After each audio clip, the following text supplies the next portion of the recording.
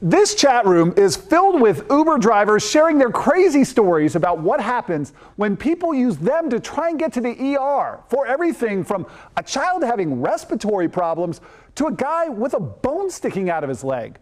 Wait, what? Aaron's here. We're gonna put Uber to the test. We had to find out if this was a real thing and why.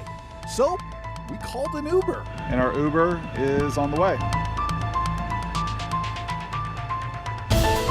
I have no idea where he's going. We quickly learned the first problem with using a ride-hailing service to get to the ER, they don't always know where they're going. He passed us. He was right here. If I was on the way to the ER right now, I would be in big trouble. You're not gonna make it, Aaron. No, I'm gonna die.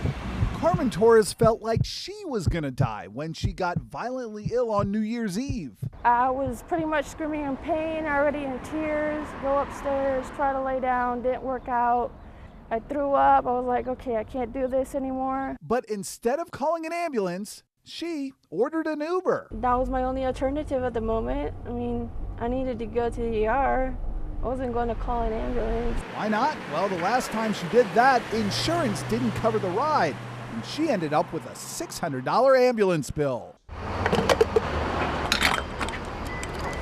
If a fill-up cost you $38, you wouldn't round that price up to $40 and let the fuel company keep the change, would you? If you got $23 in groceries, would you be cool with paying $25 and letting the store pocket the difference? Well, that's exactly what Uber is accused of doing in this lawsuit. So we put the company to the test. We hopped into the back of Brian Fernandez's Uber and started to explain what we were doing. We didn't have to. You're nodding like you know what I'm talking I about. know exactly what you're talking about. See, Fernandez suspected something was up with how much customers were being charged and what he was being paid. So he and his girlfriend checked it out. Gave a ride home. It charged her X amount. And then it told me that the fare cost a different amount. The same thing happened to us over and over again. Sometimes they cheat. Sometimes they cheat. Yes, they cheat. We paid one fare. Uber credited the driver with a lower fare. So what do they do with the $1.21? I guess that's theirs. We get charged $7. The driver gets credit for $5. We pay $12. The driver's fare is $8. Uber charges us $17. And yours is, your fare is 15, 36. Nope. My fare is 17.